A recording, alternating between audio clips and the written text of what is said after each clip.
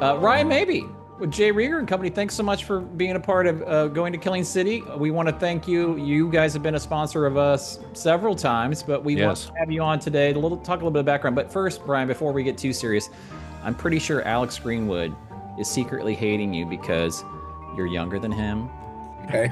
better looking than him. Are you sure Oh, I'm younger than him? I don't know about that. Well, he may have molted. And you also, how much is your commute, Ryan? How much is your commute from your house to Rieger? Less than 60 seconds. There you go. Less than 60-second commute. So, Alex, how you feeling about all that? yeah, it's great, man. It's really good. Well, welcome to the show, Ryan. Maybe it's so glad to hear you. Have you here. Okay, great.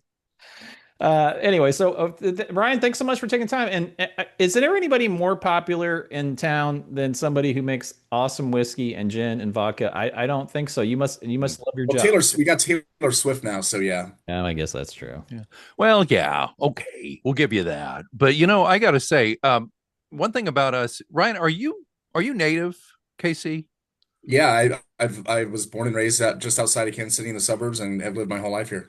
It's good to talk to a native here in the Show Me State, and we're excited to talk to you a little bit about today about your spirits, about what's going on, and we'll keep it all really brief because you're a busy guy, folks. You don't know, but offline, Ryan told us he just rushed back to his hotel room. He's at Gin World in St. Louis. Envy times 10. I wish I was there. I'm a big martini guy, as everybody who listens to this show knows. But Ryan, I know Jamie's going to be in charge of this, so I'll squeeze in a question real quick, and then I'll let Jamie ask the bulk of it. But I got to ask you, what do you think people don't know about a good martini in this town? What do I think people don't know about a good martini? I mean, I think that the first thing people should know about a good martini is that it should be made with gin. I mean, a good martini is a gin martini. Obviously, it's evolved, to be a vodka, drink and into a million different things. And now we have the espresso martini, which frankly, I love. I mean, the espresso martini has become one of the most, popular cocktails on the planet right now, and Wow. it is delicious. But classically, like if somebody says a martini to me, I think gin, I think vermouth, I think ice cold, straight up, lemon twist, olive, the whole nine yards, like old school. So, Ryan, one of the things I wanted to talk to you about is let's talk about your private stock society that you guys just launched. Yeah. Yeah. How's that going? Tell us the concept behind it. Why did you guys decide to do it? And just kind of give people some background. And we'll put in the show notes how people can join. There's a lot of layers to how we got to where we are, right? With the private stock society. I mean, it's sort of a kind of convergence of a couple things. So like, we're about to turn 11 years old, Crazy. in, October. At the end of this month, we'll turn 11 years old. And we've been making whiskey, consistently, laying down barrels since 2015. And so now we're just starting to get to the point where we have barrels that are turning 10 years old.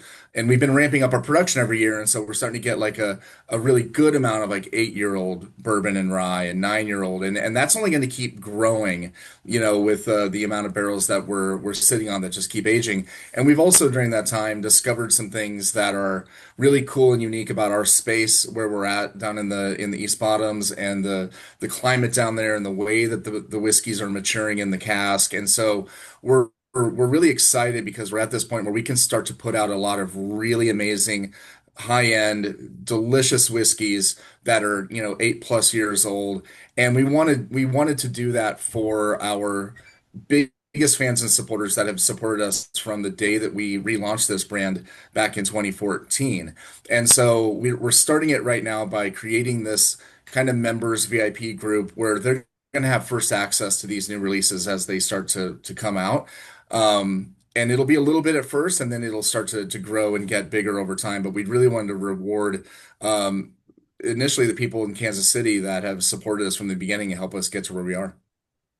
Oh, it's great. Look at Greenwood trying to figure out if he has enough money to join. He's like computing in his mind. Hey, I'm down there like at least every like twice a month already. Okay, but that's the thing.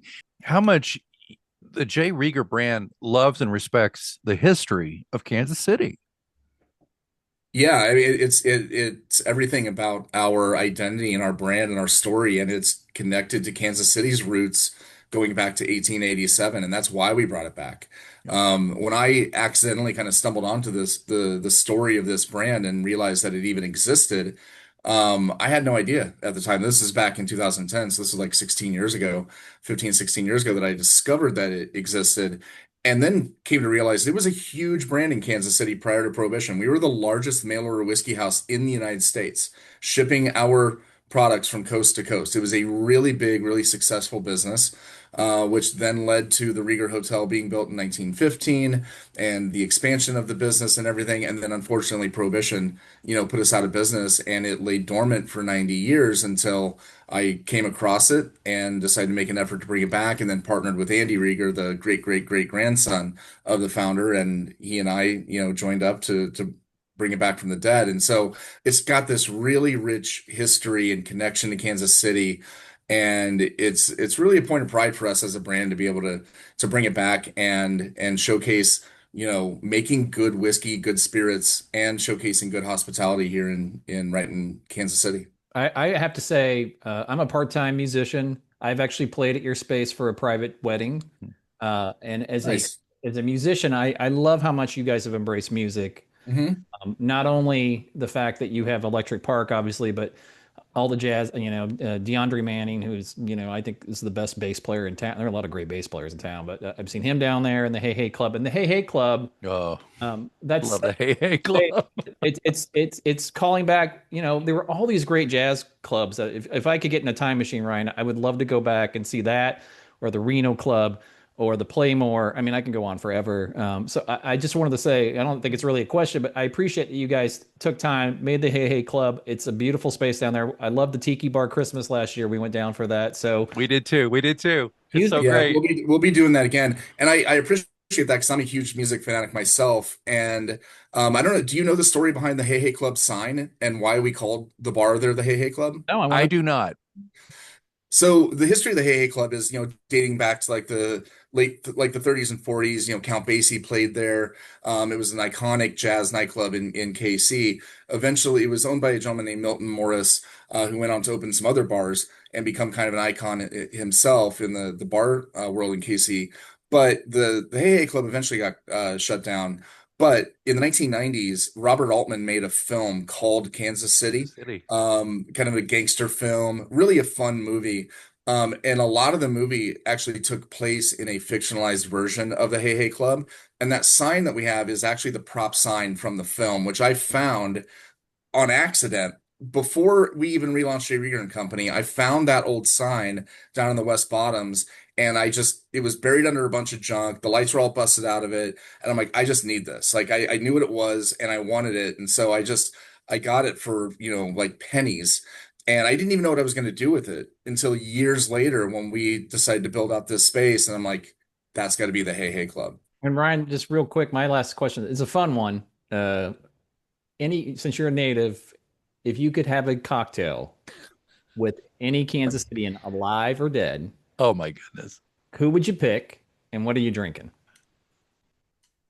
If I could have a cocktail with any Kansas Citian, alive or dead.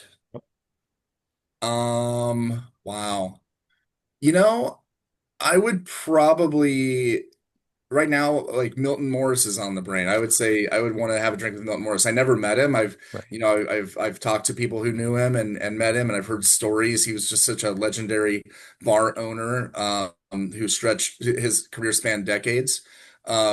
And I think he was, from what I can understand, he was quite a character. And so being a bar owner and being a bartender, I think it would be a blast to hang out with him. Great. That's a great answer. I'm going to look this guy up. What are you drinking, Ryan? What are you going to have What with are we him? drinking? I think we're drinking whiskey, man. I would share some Kansas City whiskey with him because it wasn't around when he was alive. So we'd drink some Kansas City whiskey and, get to know each other. Well, Ryan, so appreciate the time so much. We do. Thank you. You guys have sponsored us for 3 or 4 different episodes. So thank Yeah, you. You will see Alex and I there, whether you want us or not. We like to go there. that's awesome. Yeah, next time you're in, let me know. Say hi. All right. Will do, Ryan. Thank you so much, my brother. We All right, appreciate thanks a you. lot, you guys. All right. Take Bye-bye. care.